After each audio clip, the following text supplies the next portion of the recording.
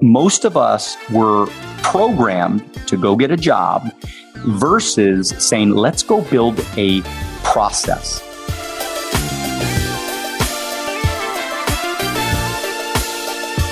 You're listening to the Redefining Wealth podcast with Patrice Washington.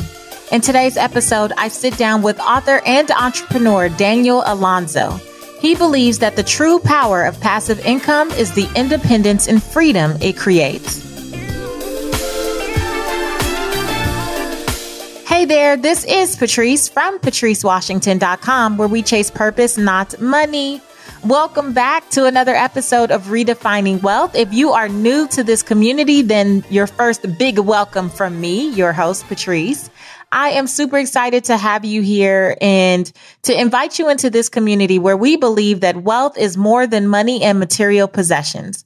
We believe that wealth is truly about well-being, and I am so excited to have someone who is well known in his industry, multi-millionaire, who's created a lot of wealth. But what I admire most about him is his grounded perspective. Like, this guy truly believes in well-being. My family has sat down at lunch with his family, and you can just see it all over his face. And I love to introduce you to people like that. I have to give a shout out to the Purpose Chasers and my OG listeners over in the Patreon community. That is the official community of the Redefining Wealth podcast. And I'm giving them a shout out in particular today because this episode is actually made possible by them. This episode and the next few all came out of me asking them in that community, what do you want? What do you need? What is going to help you live your life's purpose and find fulfillment and earn more without chasing money? And they gave me a list of topics. And as you know, if you're familiar with this community, you're familiar with this podcast, I always say, I am not the guru. I am not the know-it-all. I don't know everything. And I'm very clear about that. But I am so open to making sure that this platform is about making certain people more accessible to you and engaging you in the conversations that maybe you're just not having in your immediate circles where you are every day. And so they asked to learn more about passive income and what it can create for you. They asked about career coaching. They asked about estate planning and really leaving a legacy. And so for the next couple weeks, every episode that I'm bringing to you was really inspired and motivated by the Purpose Chasers. And if you want to have that type of influence on the podcast, then I suggest you head over to IamAPurposeChaser.com. You can join the community, get into the conversation, and share what your struggles are, what your triumphs are. Just where are you trying to do better, be better, have better, live better? And my goal will be from now until forever to just continue to create content that helps you get there. So without further ado, I do want to jump into this episode with such a phenomenal guy. I really enjoyed this interview. Daniel Alonzo is a media personality, podcaster, speaker, and author of the forthcoming book, Wealth on the Beach. He is passionate about creating a life of passive income and speaks on the topic to tens of thousands per year. By age 28, Daniel and his wife Karma saved their first $1 million in cash. Yeah, in cash. For almost 20 straight years, they have grown their income year over year. And in 2017, they earned over $1.4 million in total cash flow from their businesses. Today, Daniel and Karma oversee 42 independent locations and over 1,400 independently licensed state agents. Without further ado, here's my friend, Daniel Alonzo.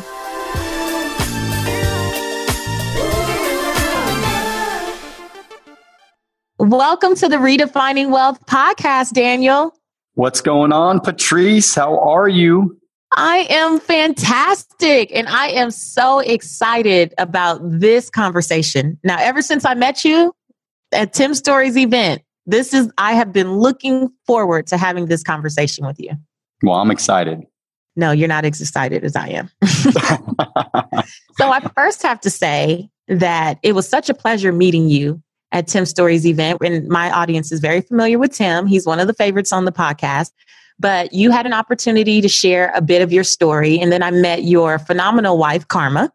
afterwards, and we had a chance to just chat about how you guys reached financial independence, kind of relatively young compared to most, and what you're on a mission to do regarding purpose and all this stuff. And then we even had a chance to go to lunch and hang out.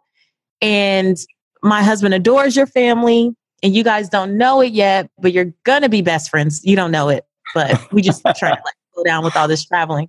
But super excited to have a chance to talk to someone who achieved financial independence relatively young, and you were able to do it with passive income, because we live in a time, I think, where people are so focused on just earning more through active income that they don't realize that there's a difference. And what I loved about you is when I met you, and I don't know if you remember this, we were chatting on the stage afterwards, and you said, when people think of passive income, the only thing they talk about is real estate, but there's so much more out there.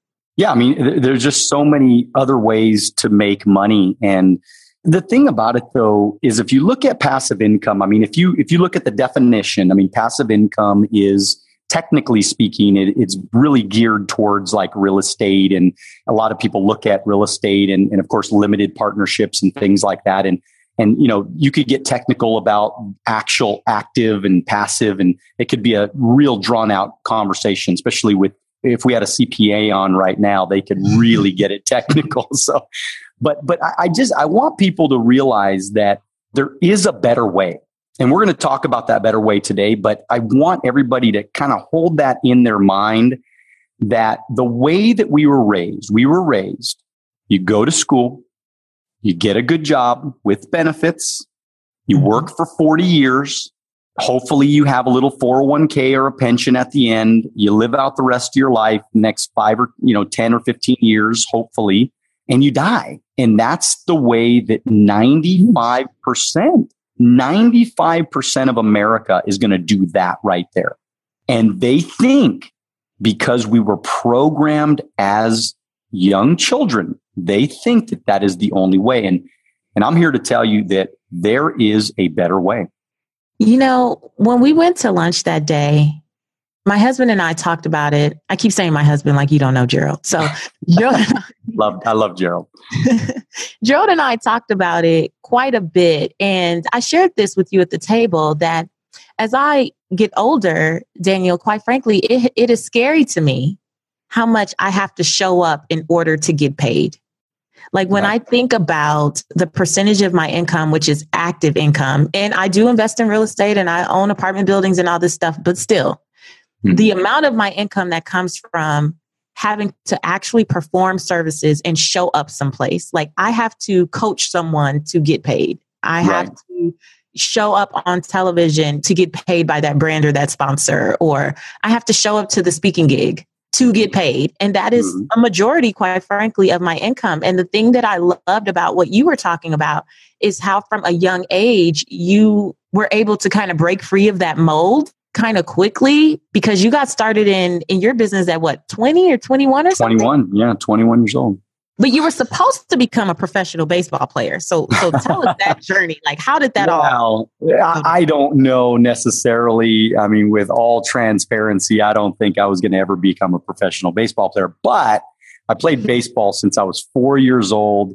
The only reason why I went to college was to play baseball. I hated school. I hated traditional education. The system, I think, is, that could be a whole nother conversation, but I think the educational system today has so many holes in it, and there's so many broken areas in the system today. And I hated it. I hated going to school. Of course I went because my parents told me to, and I learned from teachers that were probably well-meaning, but a lot of them were struggling financially themselves.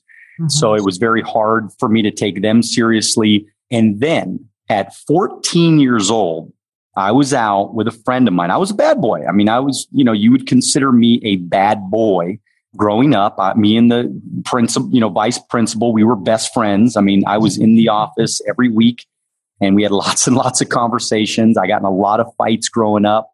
My grandfather was a professional boxer, so he taught me how to fight from a young age. And I was a smaller guy. I mean, I'm not a tall guy. I'm not a big guy. And so a lot of the bigger guys would like to try to take advantage of me or, try to bully me around. And they didn't realize that I could actually fight. So, I kicked a lot of their asses, believe it or not. And so I held my own as a small guy, and so anyways, at 14, I was actually visiting a friend, and it was actually down in Newport Beach. And we would go out at night and we would try to open up cars to try to find like maybe change, or maybe we would find sunglasses or whatever. And his mom, she, I think, drank too much and she would be knocked out by 10. And then we would be literally roaming the streets till 3:00 in the morning.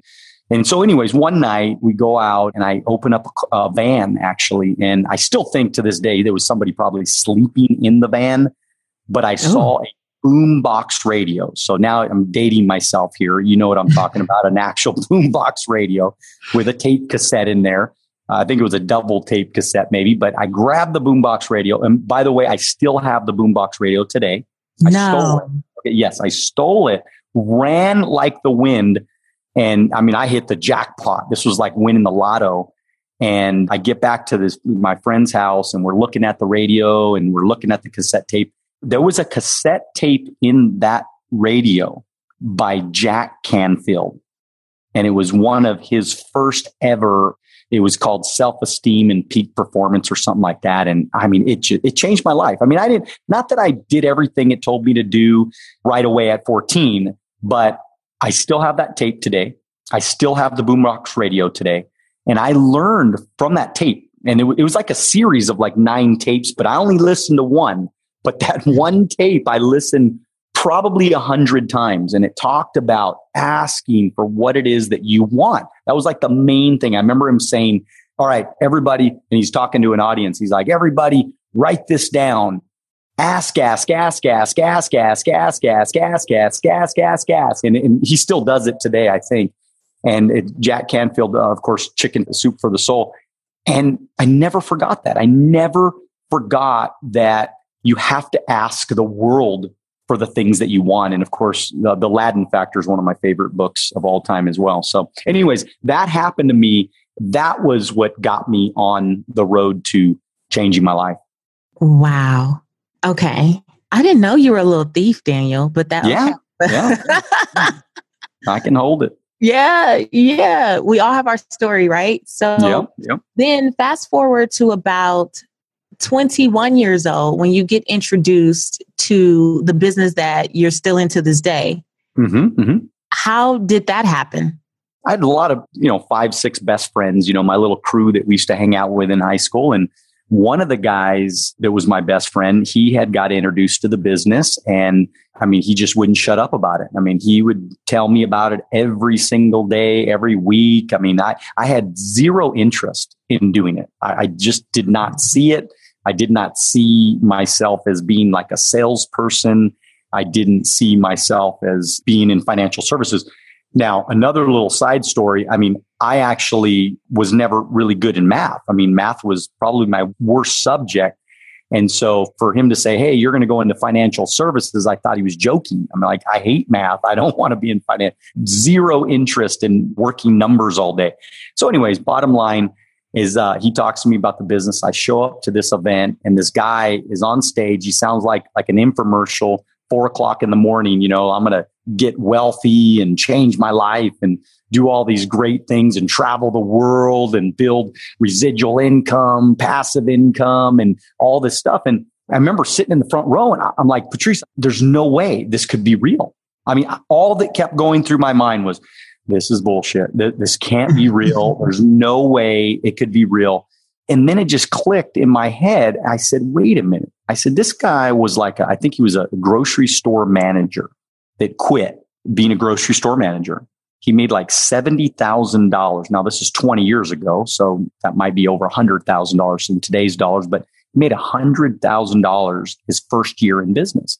And I'm thinking, I'm making $14,000 a year. I'm broke. I got nothing. Why wouldn't I at least try? Why wouldn't I at least give it a shot and see what happens? I mean, worst case scenario. I always used to tell myself, like, worst case scenario, I go bankrupt and I have to start all over. I mean, that was like, I remember telling myself that, like, worst case scenario, I fail and I do something else, or I go back to school, or I do whatever. And I said, but I'm going to try. Quit college. And I was part-time for a little while, but I ended up quitting college. And as a matter of fact, it was the math class that really got me to quit. It was the college professor that just drove me up the wall. And I said, I'm out. And I quit college. And I went full board and I started building a financial services company. And here you are about a little over 20 years later. Yeah. I mean, it's 22 years later now, 43. Wow. So essentially the business that you got into is known as an MLM, or multi-level marketing. Is that correct? Yes and no. It's okay. It might be more considered direct sales. We operate very similar to a real estate agency. If you could kind of picture that in your mind, there's a broker, which I'm a VP with the company. So I have my own office, because a lot of multi-level businesses, they run like out of their home. There's no physical office. They just work, kind of, they hold product in their garage and things like that. Well, in my business, what I liked about it is that it's a little bit more on the professional side, in the sense that I do have a physical location. I have a 5,000 square foot building that I own in Ontario, California, and I run my personal operation out of that building. We have a secretary that's full time. She's there all day long to help our agents process business. And so basically what happens is I recruit and train agents to come on board with me. And just like a real estate broker would hire a real estate agent. And those brokers now, those agents that I have, they're all independent agents. So they get to come and go as they please. They work as much or as little as they want to. And that's it. And if they produce, they make money, but I also make money as well. And that's the way it works. I love learning the distinction between kind of direct sales and MLMs. And to be honest with you, Daniel, one of the reasons I was really excited to have you on is because I have gotten several DMs just in the past several weeks, I would say, where people have asked my opinion about MLMs. And I think that they get lumped together because I've been asked about several different types, in which case I always tell people, like, I don't have any experience with that. Right. And what stands out to me the most, I'm going to just be honest, is whether it's direct sales or an MLM, is that I hear it get a bad rap all the time. But then I've also met several people who are like you, who have done phenomenally well.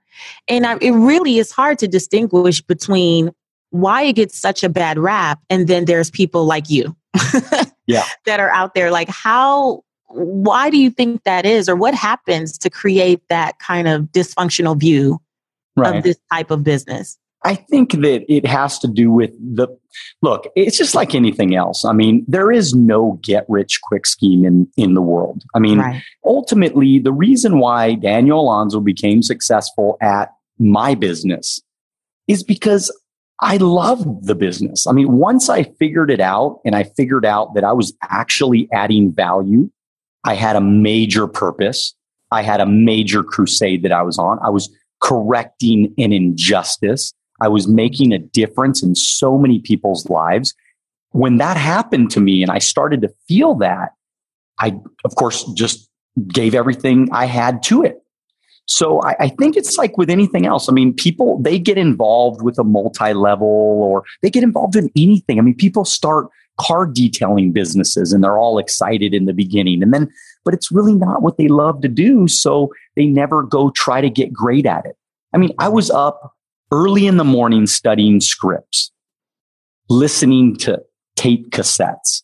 I was watching VHS videos. I was going to seminars. I was learning from anybody and everybody that I could learn from to try to get better. So if it was this business or if it was some other business, I think I'd have probably done well at it, only because I would have made it my passion and I would have made it what I love to do. And once you figure out what you love to do and what you're passionate about, I think it's very difficult to not succeed at it. And so I think a lot of people, they join multi-level because they think it's a get rich quick. They think, hey, if I join and I show up and I'm magically going to get rich. And that is just not the case. It's just unfair for anybody to say that anything is going to be overnight or it's going to be a get rich quick scheme. It's just very unfair. I never have sold. And I think I've been more successful. I think I've had a more stable business through the years because I've never preached that. I've always been very honest and very transparent with people saying, look, it's going to take work. You're going to have to learn new things. You're going to have to become the best version of you if you're going to be successful. And I've put together incredible systems and processes that allow people to maybe have success a little bit faster. But ultimately, it comes down to the person. Will the person give everything they got? Will they do what it takes? Will they master their craft? Indeed. I keep telling people that approach me with this question, Daniel, that even though I don't have any direct experience with it yet, I would say that anything that's not in alignment with your purpose is going to be a struggle. That's it. Like, you cannot just choose something. And to your point, anything, you can be a traditional job or start a tradition, whatever you consider to be a traditional business. But if it's not in alignment with your purpose, to your point, your priorities are always going to be out of whack. And that unfulfillment is always going to lead you to make poor financial choices, which inevitably will erode the business, right? Because you'll be running around kind of chasing money, if you will, and acting desperate. And, you know, I've been approached by several companies over the years or people within companies. And I have to tell you the truth. One of the things that I always struggled with was, first of all, at different points, I was like, well, I'm already more successful than you. This doesn't make sense. Like, you know, right. Like, you're not even looking the part, or, you know, you're going to tell me, I don't know, a tea that's supposed to flatten my tummy, then I need your tummy to be flat, Daniel. That's all I'm saying. Hallelujah. You have to use your own supply here. You have to use your own products, because how do you sell something that you don't even believe in? Yeah, there's two pieces of that I want to make sure that everybody's clear on. When you start out at anything, you're not going to be very good at it. Mm-hmm. And the first day I joined the business, I wasn't going to go talk to somebody that was super successful, because I'm not going to be able to attract that person. So you got to, when you're out there recruiting, when you're trying to build a business or trying to find people to jump on board with you, look at what level you are at. So I always used to think about it. If I'm a level 5 in my self-improvement and my skills and, you know, just overall credibility, then maybe I should talk to 5s and 6s, maybe. You know what I mean? But if I'm a 3, be careful going and talking to an 8 and a 9, because you're probably not going to have the kind of credibility that it's going to take to get that person to jump on board with you. And I think, like you said, the desperation in people early on is very unattractive. Yeah. A decision that I made early on to help me build my business maybe a little bit faster. Because I mean, within 3 years, I was making 100,000. I mean, I'm not saying I made $1 million overnight. I mean, it took me 3 years to get to over 100,000. But because I had a good foundation and I mastered my craft, the next year I made 170. And then the next year I made 250. And then the next year I made 350. And the next year I made almost $500,000. And I had saved, and I was 28 by then, and I was making $500,000 a year. But the best part about it, I had saved $1 million. So, and I'm talking cash. I had saved $1 million in cash. But this is the cool thing. The reason why I did that, Patrice, is because I wanted to be a living, breathing example of financial success. How am I going to help you change your life if I don't change my own? If I don't become financially independent, how am I going to get you to become financially independent? And so that's what really drove me. I really had a purpose to become financially independent so that I can teach others how to become financially independent. Yeah, I think that is so key. And I love that you put it that way, because it makes you take real inventory about where you are and be realistic about even sharing maybe your story. Because one of the things I know is that when I lost everything, Daniel, and I had to start over from scratch, what I would tell people is that I lost all my money, but my mind isn't bad. Right. And I am on my way back and I want to take as many people with me. And there were some people who laughed at me, like, what are you supposed to teach me?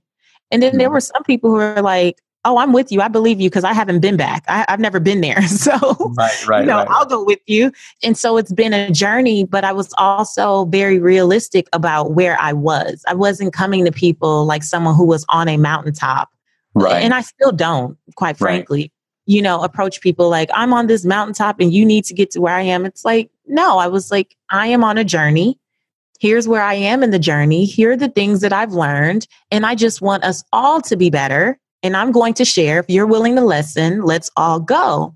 But when someone says, or when it's very obvious that someone is at a starting point or they're in their valley kind of scenario, if you will, or that they are just going through a transition, it doesn't feel good for the person that you are making the offer to, for you to downplay where they are, because that happens a lot. Right. Or question everything about them and say, well, you're failing. You need to follow me. It's like, hey, that cannot be the tactic. So kind of assessing where you are and being willing to take people who are, as you said, kind of at your level and bring them along. Here's what I'm learning. Here's what we can do. Here's what I've already achieved and where, like, this is the vision that I see and we can do this together. I think is so much more impactful. Yep. At least that's the approach that I would take. No, I think that's huge, Patrice. And I think that the reason why a lot of people fail at a lot of different businesses, because they're just not honest. I was always very, very honest about what I was doing. If I sat down with a client and I couldn't legitimately make their situation better, I'd get up, shake their hand, thank them for their time, and I would move on. Versus trying to sell something just because you're making a commission or you're making money. And I think that, and look, these are things that probably maybe I could be making more money today had I done some of those things. I mean, I can close, I can get results. I consider myself a master at closing, master at sales. And I've been doing it for 22 years. I think I'm pretty good at it. But I believe in, I've gotten some of the best referrals from those clients that I've looked them in the eye and said, look, there's really nothing I can do for you. I cannot make your life better. So I'm just going to leave you where you're at. And they've looked at me like, are you serious? What closing skill did that come? Like, are you nuts? I mean, nobody does that. Nobody's honest about, and it's really interesting how many people are blown away. I was on with a guy the other day. I had a telephone call the other day with he owns a construction company and makes a lot of money. And this could be a potential big client. I said, look, he asked me, he said, well, I want a 401k for my company. And I said, and I asked him a couple of questions and I said, don't think that that's right for you at this present moment for different factors. But I said, I don't think it's right for you. I said, I think it's way too expensive at this point. And I would never want to put you in something that is just to put you there because I make more money or whatever. You know what I mean? And he was like blown away.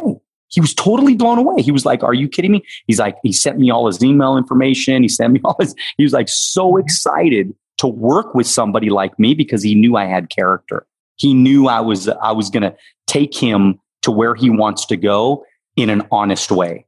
Blew him away. But man, what a way to, as you're building your business, don't oversell things. I think, you try to make things, it's like overnight or get rich quick scheme or sleazy or things like that. I just never been okay with that kind of stuff. I hear you. I was the same way in real estate. So I can and I'm like that now, even with people who are talking about coaching. I probably turn down half of the people. I'm not the coach for you, I want to talk about the actual power of creating a business based on passive or residual income like you have, because there's a freedom, I'm assuming, that comes with that.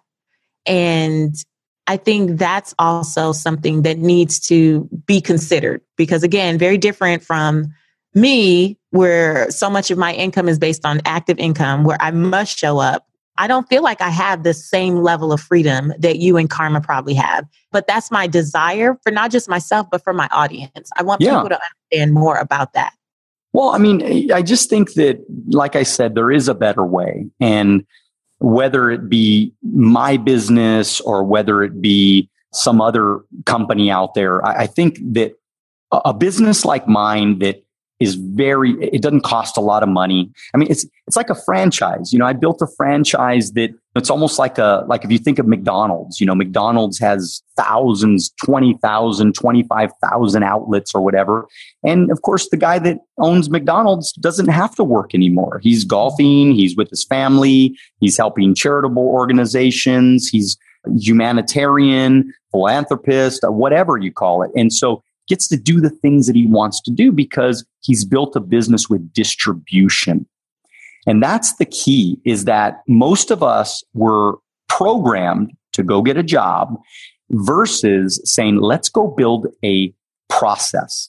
Okay. So I teach people that you got to have a process. That's really your business foundation.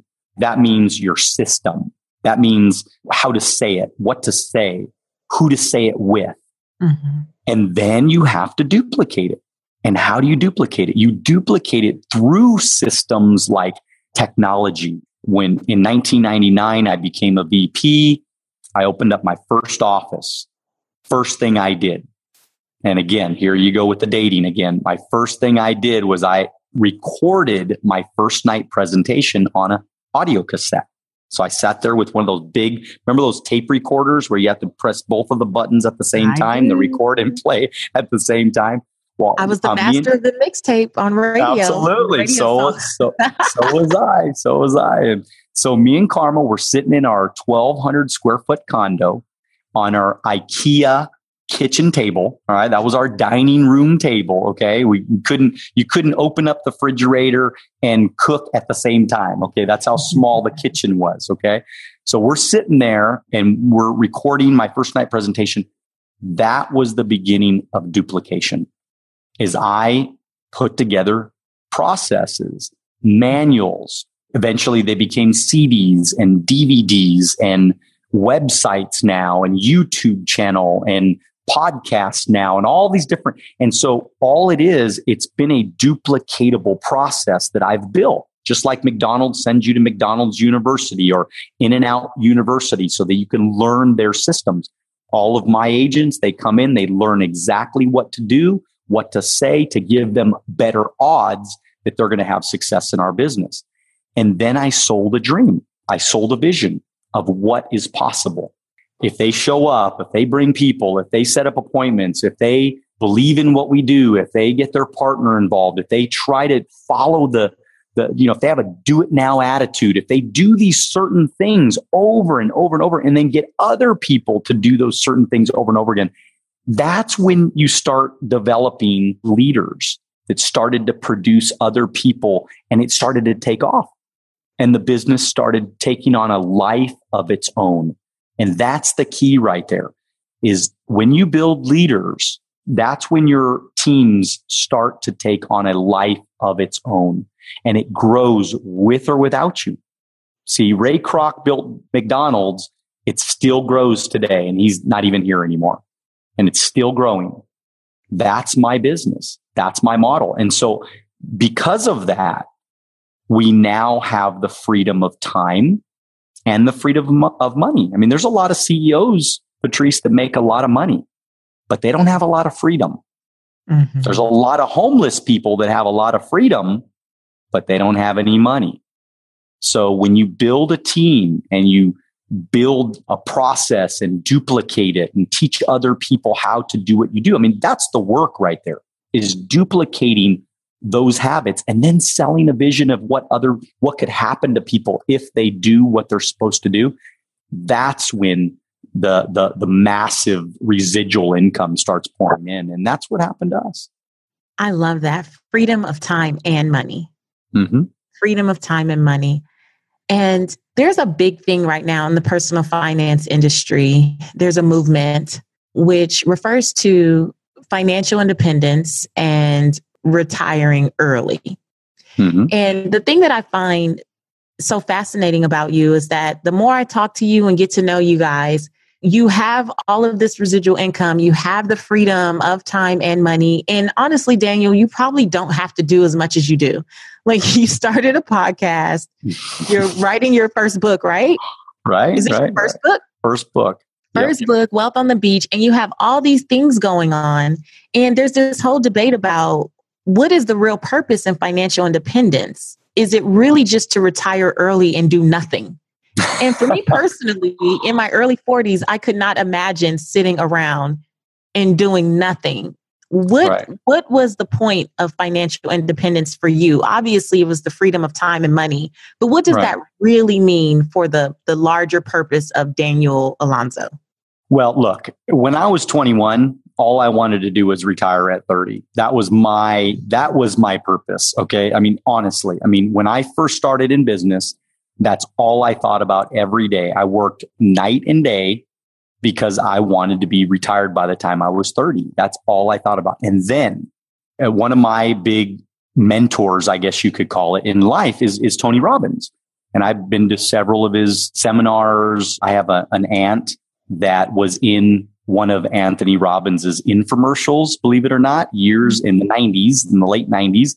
And she knew him. And so she took me to my first Anthony Robbins seminar. And so that dream of being retired at 30 quickly went in the garbage because Anthony Robbins said, when you retire, you die. And I'll never forget he said that. When you retire, you die. And I'm thinking, well, I don't want to die at 30.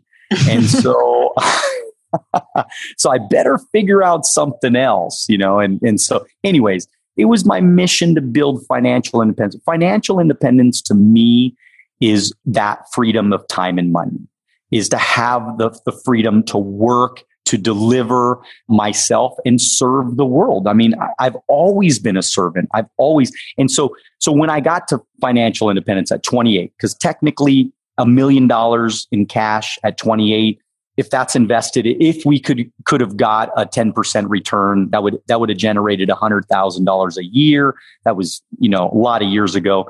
That would have been plenty for us to get by. We had very low overhead. Our mortgage was, I think, $700. But anyways, and obviously we weren't going to stop there, but for all intents and purposes, we were free. We were free. We didn't have to work anymore. So now what drove me this is what drove me. I do events at my office every week. Matter of fact, I'm going to do one tonight. And every week, every Tuesday night, I do an event at my office in Ontario, California. We get 100, 150, 200, sometimes 300 people to come out. And I remember being up on stage one night and I'm living the dream. I'm living my dream, at least, not that I was private jets or Rolls Royces or anything like that, but I'm like, man, I'm free. I got $1 million. I'm 28 years old. I'm making $500,000 a year. Dang, this is unbelievable. This is something I never could imagine. I was making $7 an hour 7 years earlier. So it's like, this was mind boggling what happened to me. And I'm thinking, man, life's great and everything. And then I look at the crowd and I'm thinking, if I don't keep working, there is a less possibility that all of these people are going to have the best opportunity that they could have. So I have to stay. I can't retire. I have to keep going. That's my purpose. That's my passion. My passion is serving the world. And that's why I do stuff like this, because I don't have to. I'm worth probably, with my business and everything. We're probably in the range of $15, $16 million we're worth today. I know a lot of people are probably worth way more than that or whatever, but I say that because for me, a kid that came from a neighborhood that I came, not so good neighborhood in El Monte, California, a neighborhood that I probably wouldn't even drive my new car down the street today because of being nervous, driving a nice car down that street. And to come from where I came from, to have that kind of success, and on top of that, really have not had to work since I was 28 years old. It's awesome to know that I get to spend the rest of my life trying to help other people create that same dream for themselves. I love that. I think the point of financial independence is your own freedom, but it's also the freedom to live in whatever purpose you feel called to. Yep. Where you can actually make decisions not based on solely a paycheck, but you can make it based on, I had this affirmation that I would always say, and I share on Twitter, I work because I want to, not because I have to. Right. And I said that well before it could even potentially be a possibility, Daniel, but it was about training my brain and my mind and my spirit to just understand that I was working towards that freedom of choice, and that no matter whether I had the opportunity or the ability to retire or not, I feel that I'm blessed to be a blessing. I just feel like I'm blessed to be a blessing. So it's my duty and responsibility to use my voice or my platform or whatever things that I've been blessed with as a way to help and support others, especially like you coming from South Central Los Angeles, and also a neighborhood where the life that I live today is just not real. Like that was not something, I mean, I dreamed of it, absolutely. And I envisioned a lot for myself, but it wasn't the norm. I didn't even know people who had uncles or aunts or anything that had really done anything in particular. Like, it's just not a normal conversation. If I can be an inspiration or, just some form of encouragement, there's not enough beaches I can go lay on. Yeah. Oh, totally. Totally. Yeah. I mean, and the one thing that was, for me at least, that was a little bit hard when we were coming up with the name Wealth on the Beach, because that's, obviously that elicits a thought in your mind that you lay out on the, that when you get financially independent, you just lay out on the beach and you do nothing for the rest of your life. I mean, that was like far from what I ever thought about. I mean, I think it was more of a visual to give people that there is a different way, that you don't have to be tied to a cubicle for the rest of your life. You can build a life of freedom and choices. Look, a few years ago, when the World Cup came out, a buddy of mine called me up and said, "Hey, let's go to the World Cup." I said, "Okay." I mean, it wasn't like I had to check with my boss. It wasn't like I had to go ask anybody. It's awesome. It's an awesome feeling to know that you get to call the shots.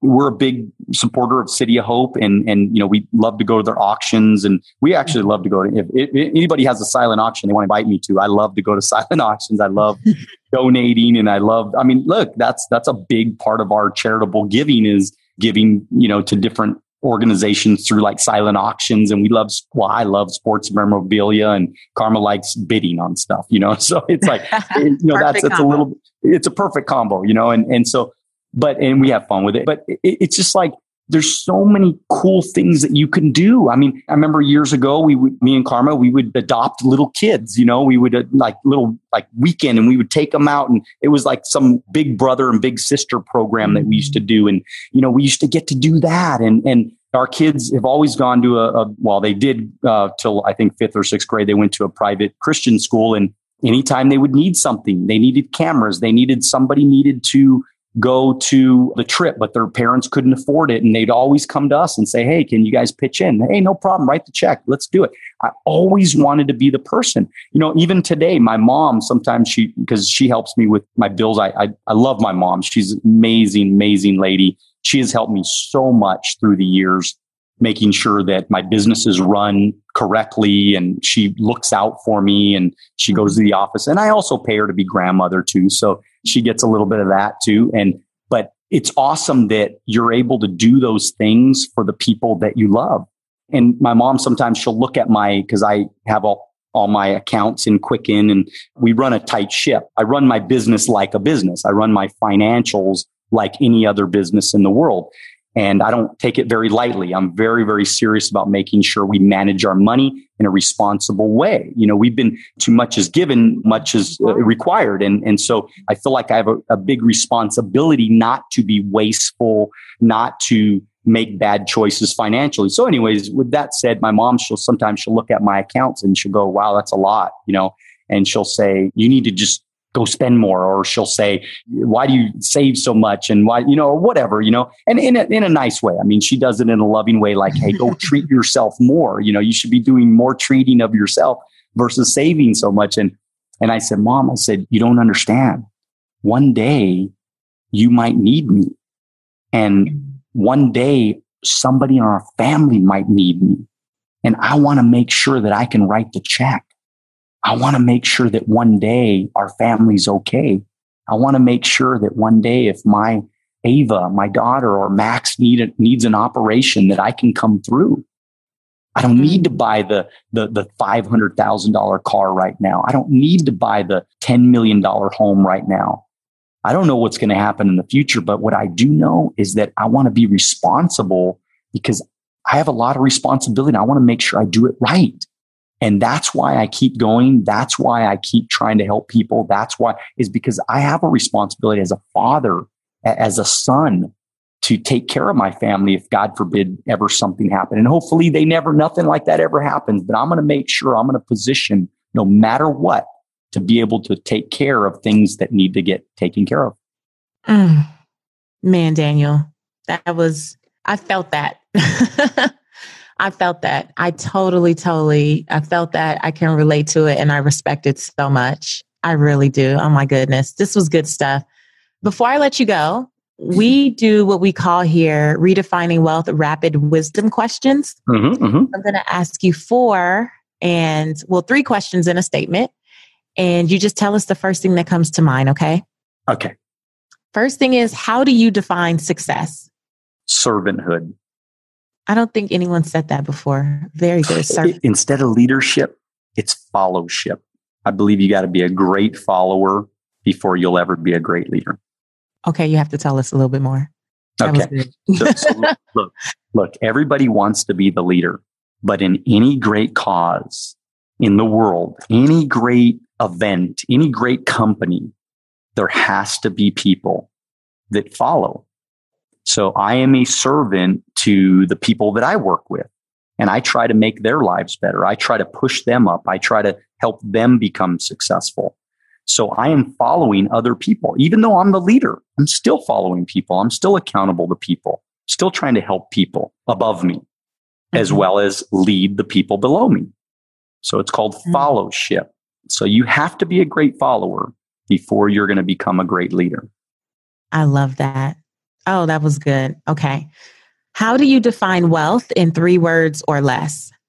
Freedom, family, love, I guess. I mean, wealth, we have a lot of love. So I think I'm pretty wealthy in that area, and we have a lot of freedom, and my family is why I do it. So I'm pretty wealthy. I mean, I think I got the money deal. The money's good, man. The money's great. I'm not giving the money back. I'm not giving it back to the company. But if we don't have those other things right, what good is the money?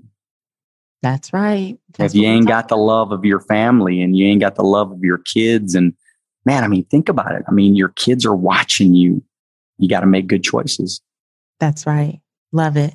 What's one book that has redefined how you see wealth? Oh, wow. I think, on a monetary level, Rich Dad, Poor Dad was one of those books that really got me to see the difference of how people make money. Again, it's the active income, being an employee. A lot of the active income is an like a self-employed person. And then, of course, the becoming an investor and becoming a business owner. Those are the areas that you're going to be able to achieve that residual and passive income. Yep. It's like the Bible of personal finance. It really is. Yeah. It was redefining for me. Yep, for sure. Okay. Fill in the blank. My name is, and for me, the truth about wealth is. My name is Daniel Alonzo, and the truth about wealth is there's so many components to wealth. I think people think about it just as money. And you become wealthy. Like today, we have 1,400 licensed agents that work with us. To me, I am wealthy with friends. I could go anywhere in the country and I could sleep on somebody's couch. That's how many people that I know around the country that are my friends. Friendships and family and love and helping people and servanthood and all that. I think that's wealthy to me. So thank you, Daniel.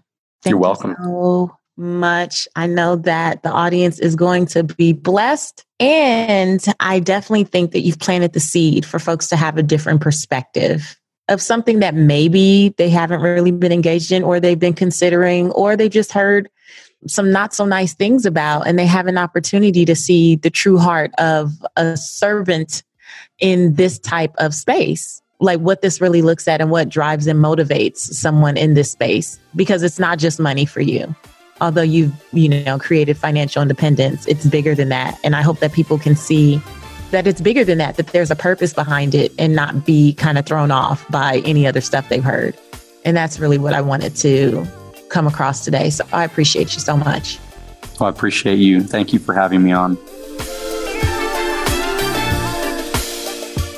Didn't you just love Daniel? I mean, when you meet this guy, talk about humility. Talk about just wanting to be a helper and a servant and a supporter of just anyone who wants to do better and be better and have better. I just truly appreciate what I've learned from him already. And I appreciate his wife, Karma, who is awesome. She's also my unofficial water intake accountability partner on Instagram. We're always trading off here's how much water I drank today. But just, they're awesome. And if you are looking to get into any type of business that just has this type of passive income structure as a part of it, outside of wanting to be in real estate or something like that, I really suggest that you check out Daniel. You follow him in social media. I will make sure that I link to all those places where you can find him in the show notes. But link to him, learn from him, whatever nuggets you can pick up, do it, because someone who's been able to be successful in the same organization for 20 plus years and is creating so much passive income and really has the ability to go sit on the beach if he wants to. He really doesn't have to serve people the way that he does, but he continues to. If you can get that type of person in your life, whether it be virtually or physically, that's the type of person you want in your life. So I hope that this episode was a blessing. Please rate and review. You know, I read all of your reviews, all of your feedback matters, and I appreciate it. You can hit me up in social media, Seek Wisdom PCW. And of course, we'll be talking about how we're going to create passive income over in our Patreon community at IamAPurposeChaser.com. So if you want to join the conversation there, it's as little as $5 a month to get in the conversation and become an official supporter of the Redefining Wealth podcast. And of course, as I tell you each and every week, I am here to make sure that you live your life's purpose, find fulfillment, and earn more without ever chasing money. Talk to you later.